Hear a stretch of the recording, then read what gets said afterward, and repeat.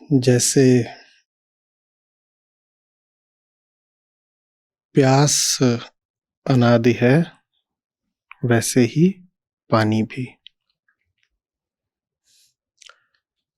पानी के बिना प्यास जैसी कोई चीज बड़ी बेतुकी हो जाएगी।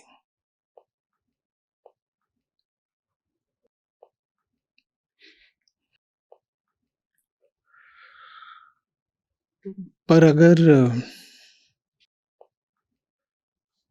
प्यास का होना ही पानी के होने को सिद्ध करता है,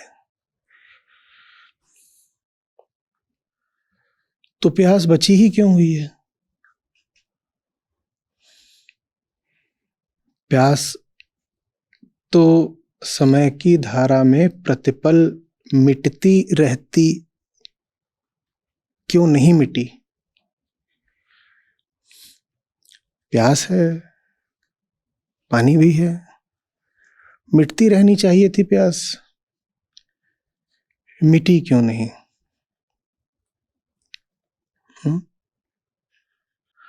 आज उत्तर दे रहे हैं श्री कृष्ण।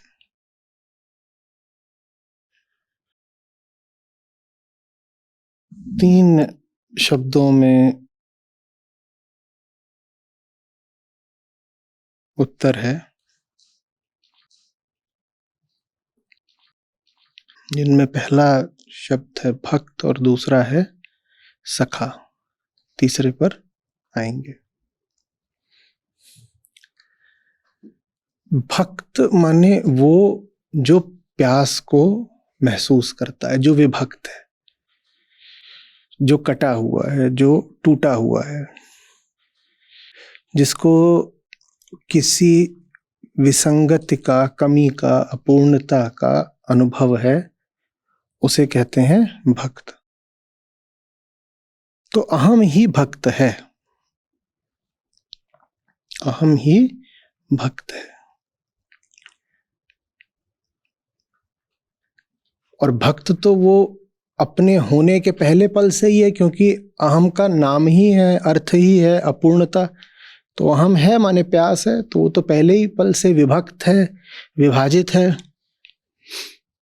खंडित है, अधूरा है, बेचैन है, रोगी है, बहुत तरीकों से हम बोलते आए हैं। तो भक्त तो अहम है ही। और श्री कृष्ण अर्जुन को कह रहे हैं तुम मेरे भक्त हो, तुम मेरे सखा हो, इसलिए ये पुरातन बात आज मैं तुमको समझाऊंगा। हम कह रहे हैं कि भक्त तो अहंकार का होना ही है। अहंकार का होना माने अहंकार का भक्त होना, अहंकार का टूटा हुआ होना।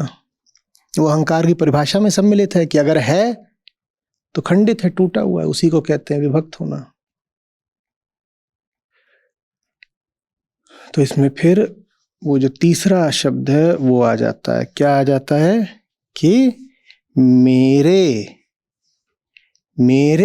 भक्त, मेरे सखा हो कि नहीं हो। भक्त तो सभी होते हैं, प्रश्न है किसके। कोई नहीं है जो भक्त नहीं होता, कोई नहीं है जो अपनी हस्ती के पहले ही पल से और उसके बाद प्रत्येक पल में प्यास का अनुभव नहीं करता। प्रश्न ये है किसकी, प्रश्न ये है किसकी। और उत्तर कोई बहुत सीधा और तयशुदा नहीं है कि आप कहेंगे साहब प्यास लगेगी तो पानी तो पिएंगे। ऐसा हमेशा होता है क्या? भी जाड़े चल रहे हैं, गर्मियां आएंगी, ये जितने शीतल पेय वाले हैं ये अपना विज्ञापन क्या बोल कर देंगे?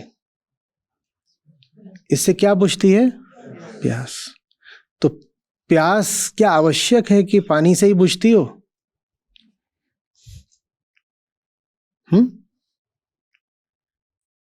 प्यासे को ये बिल्कुल प्रतीत हो सकता है या समझाया जा सकता है, संस्कारित किया जा सकता है कि उसकी प्यास बुझेगी शीतल पेय से।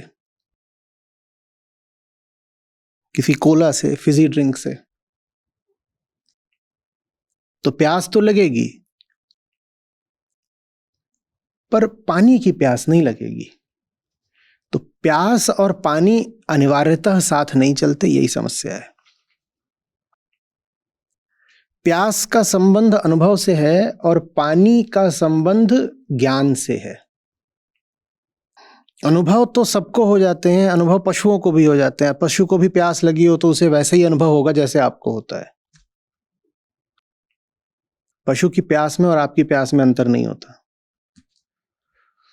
पशु को पत्थर पड़े, आपको पत्थर पड़े, बहुत सीधे सीधे और बहुत पुराने वैज्ञानिक प्रयोग हैं।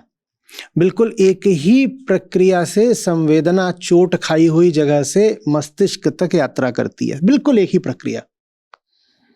इस अर्थ में जब मनुष्य की प्रक्रियाओं का, जो हमारा न्यूरल सिस्टम है, उसका अध्ययन करना होता है तो पशुओं का अध्ययन कर लिया जाता है, क्योंकि बिल्कुल एक बराबर है। आपकी पीठ पर पत्थर पड़ा या आपके पांव में चोट लगी और कोई और पशु है, विशेषकर कोई मैमल है स्तनधारी, उसके चोट लगी, वो एक ही प्रक्रिया होती है।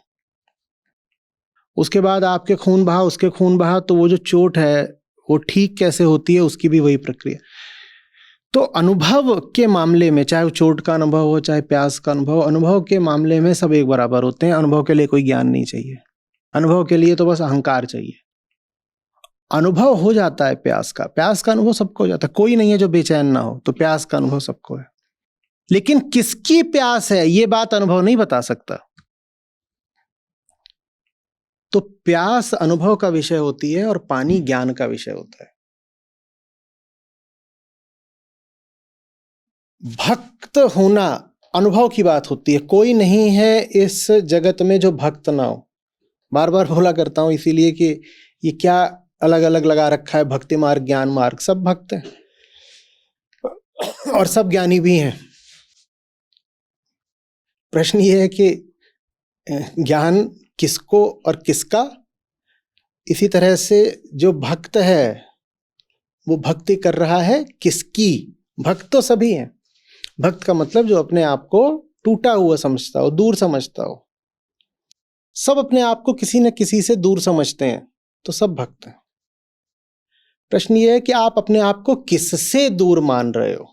आप जिससे अपने आप को दूर मानते हो उसी की आप कामना करने लग जाते हो।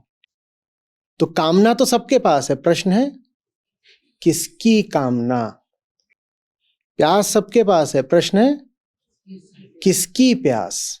ऐसा कोई नहीं है जो प्यासा ना हो। और यही विषय है कि प्यास रही आती है और पानी भी रहा आता है, लेकिन पानी के होते हुए भी प्यास बुझती नहीं। ये बहुत अच्छे से समझ लीजिए, एकदम अपने भीतर उतर जाने दीजिए इस बात को। हम प्यास तो जान जाते हैं क्योंकि वो सीधे साधे शारीरिक मानसिक अनुभव की बात है कि कहीं कुछ कमी है। शरीर बता देता है गले में कुछ कमी हो गई है या होंठ सूख रहे हैं। मन बता देता है जीवन में कुछ कमी हो गई है। कोई, लेकिन किसकी कमी है मैं ये नहीं समझ में आता। तो फिर कोई विज्ञापन दिखा देता है कि आओ और फलानी चीज खरीद लो, इससे प्यास बुझ जाएगी। तो हम जा करके वो चीज खरीद लेते हैं और जितना आकर्षक भड़कीला विज्ञापन उतनी बिक्री हो जाती है।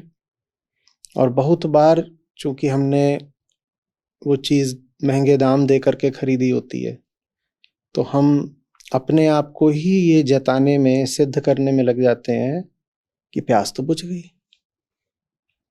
प्यास तो बुझ गई।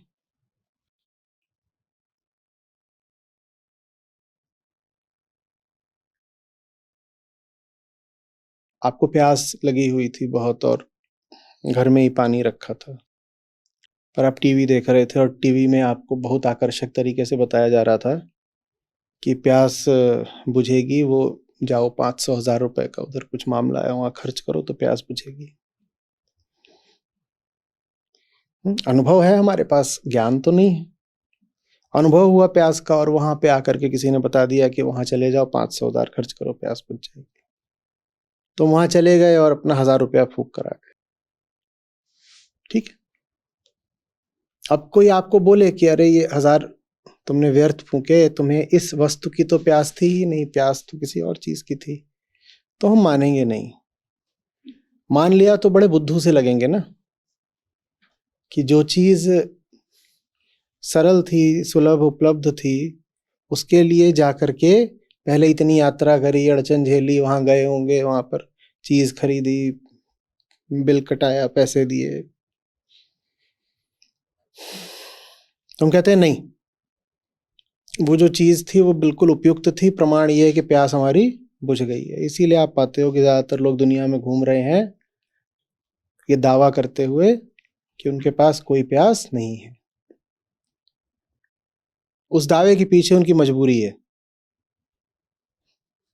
थोड़ी दया करो बेचारों पर। क्या बोलेंगे वो कि जीवन भर हम प्यास बुझाने के ऊंचे से ऊंचे मूल्य चुकाते रहे हैं और लुट कर आते रहे हैं, जो कुछ था सब बुझा दिया है, लुटा दिया है, ये सोच के कि इससे मिटेगी प्यास, और प्यास मिटी नहीं है, लुट और गए हैं।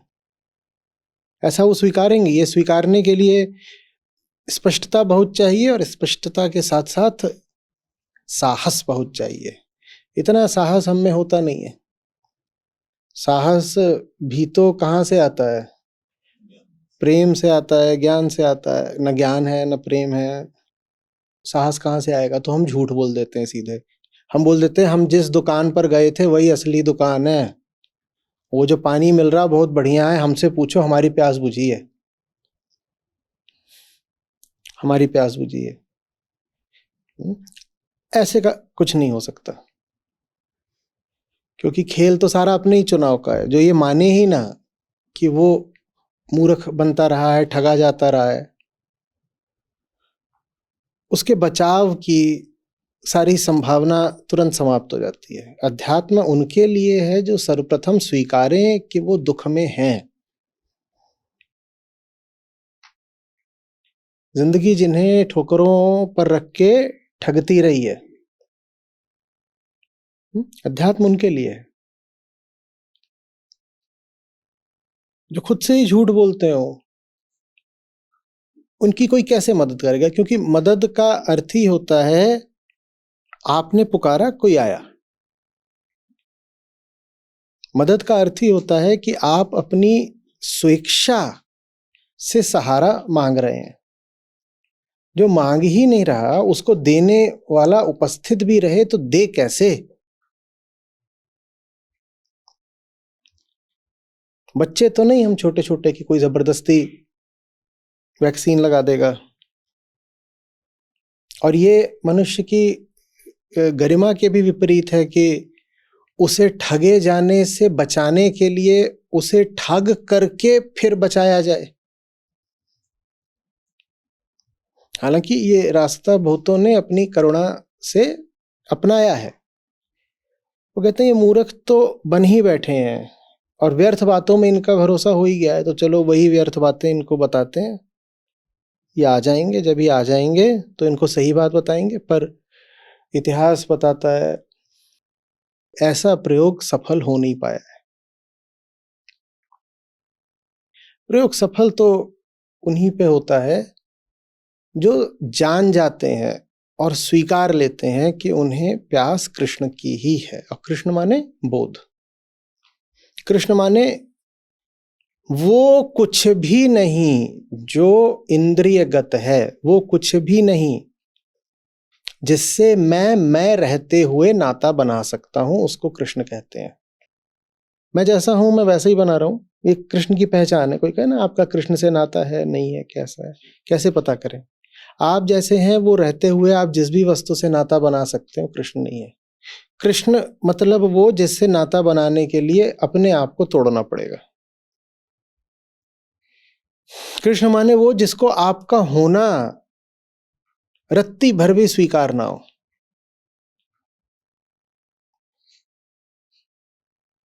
कृष्ण माने वो जो अपने होने में आपके होने की बूंद भर भी मिलावट स्वीकार न कर सकता हो, जिसके साथ आपका सामंजस्य बैठ ही ना सकता हो, जिसके साथ आप ये कह ही ना सकते हो कि 1% मैं 99% आप। या 99 बातें आपकी चलेंगी, एक बात हमारी चलेगी। समझ रहे? उसे कृष्ण कहते हैं। तो जो थोड़ा सा ध्यान दे रहे होंगे समझ गए होंगे कि हमें प्यास किसकी है। हमें प्यास ही यही है कि गला मिट जाए। हमें प्यास है प्यासे के मिट जाने की। हमें प्यास ये नहीं है कि जिसको प्यास लगी वो तृप्त हो जाए। तृप्त हो जाएगा तो क्या होगा, वो दोबारा प्यास लगेगी।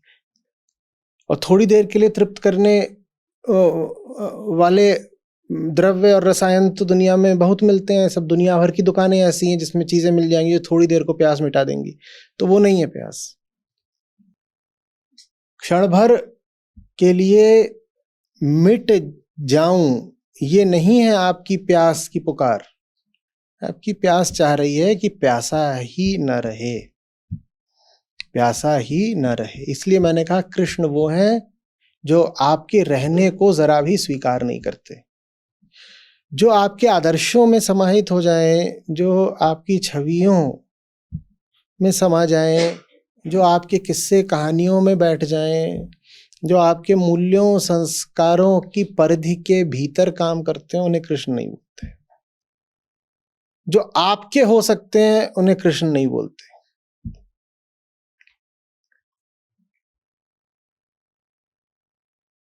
जो तब तक आपके नहीं हो सकते जब तक आप लेश मात्र भी अपने जैसे हैं, उन्हें कृष्ण बोलते हैं।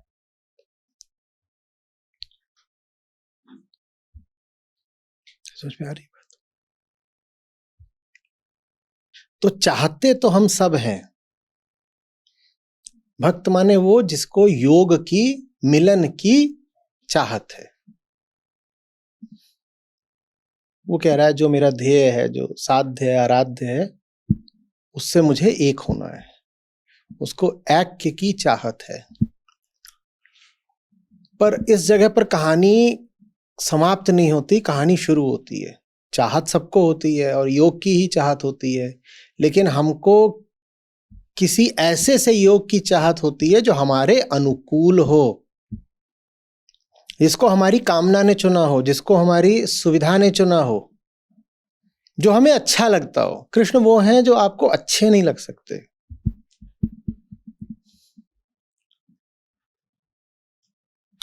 कोई ऐसा है जिसको कामना ही ना हो? कोई बैठा है यहां पे? तो कामना तो सबको है। जिसको कामना है वही भक्त है। जिस तल से बोल रहा हूं उस तल से समझिएगा, नहीं तो कुतर्क बैठ जाएगा। जिस किसी को कामना है वही क्या है, भक्त है। लेकिन आपकी कामना हमेशा ये होती है कि आप हैं और आपको कुछ ऐसा मिल गया जिससे आप और फूल कुप्पा हो गए, बिल्कुल मौज आ गई। कामना यही है ना, मौज नहीं आ गई, मौत आ गई। यह है कृष्ण कामना। कृष्ण कामना क्या है? किसी ऐसे को चाहना जो आपको बचने न दे। अपने होने के प्रति विरक्ति को कहते हैं भक्ति। मैं रहूं ही ना, इसको कहते हैं भक्ति। और आप अपनी सुविधा और स्वाद अनुसार एक छवि तैयार कर लें, एक वर्णन तैयार कर लें, एक चित्रण तैयार कर लें और कहें कि ये है मेरे आराध्य, तो इसको भक्ति नहीं बोलते। वो तो कामना हो गई ना, साधारण कामना है कि मुझे जो चीज जैसी अच्छी लगती है मैंने उस हिसाब से सामने सजा के कह दी कि मैं इनकी भक्ति कर रहा हूं, उसे भक्ति नहीं बोलते। तो इसलिए पानी के रहते हुए भी प्यास बनी रह जाती है, क्योंकि इतना ही काफी नहीं है कि प्यास हो, आवश्यक है कि कृष्ण की प्यास हो, माने अपने मिटने की आस हो। पानी रहा आता है, पानी रहा आता है, प्यास भी बनी रहती है, और दिन रात व्यक्ति बहुत सारी अन्य चीजों का, द्रव्यों का भोग करता रहता है, ये सोच के कि इसी से तो प्यास मिट जाएगी। गलती क्या है? गलती यह है कि हम प्यास मिटाना चाहते हैं और प्यासे को बचाना चाहते हैं। ये गलती है। गलती क्या है? हम प्यास तो मिटाना चाहते हैं पर प्यासे को बचाना चाहते हैं। ये गलती हो जाती है। और इस उद्देश्य से फिर हम अपनी प्यास हेतु कोई बहुत ही अनुपयुक्त विषय ढूंढ निकालते हैं। ऐसा विषय जो प्यास तो मिटाएगा लेकिन प्यासे को बचाएगा। अब आप लोग इस पर थोड़ा सा अवलोकन कर लीजिएगा। जिंदगी भर अपनी प्यास को, जो आपकी अस्तित्वगत बेचैनी है, उसको मिटाने के लिए आपने जो भी विषय ढूंढे होंगे, वो एक एक विषय ऐसा ही होगा जो प्यास मिटाता है, प्यासे को बचाता है। प्यास मिटाता है, प्यासे को बचाता है। और अगर प्यासा बचा हुआ है तो प्यास दूर कहाँ है? छुप गई है, फिर आ जाएगी। प्यास मिटा दी, प्यासे को बचा दिया, तो प्यास कहां से चली गई? वो तो प्यासा बचा हुआ है, प्यास तो उसके अंदर है, वो फिर आ जाएगी। ये हम जीवन भर करते रहते हैं। तो हम भक्त तो जरूर हैं सबके सब, पर हम बहुत किसी गलत दिशा की भक्ति कर रहे हैं। हर आदमी भक्त, कोई भक्त ना हो ये हो ही नहीं सकता। भक्त माने प्रेमी।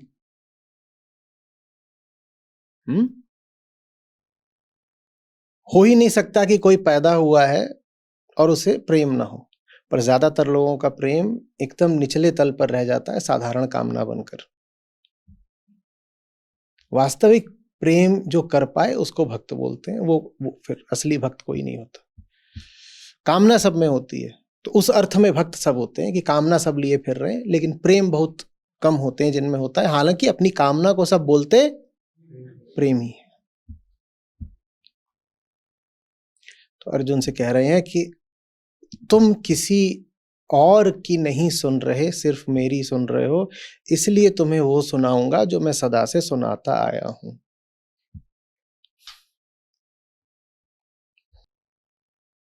औरों को भी सुना देता, पर उनके पास उनके कृष्ण हैं, तो वो अपने कृष्णों से सुन लें।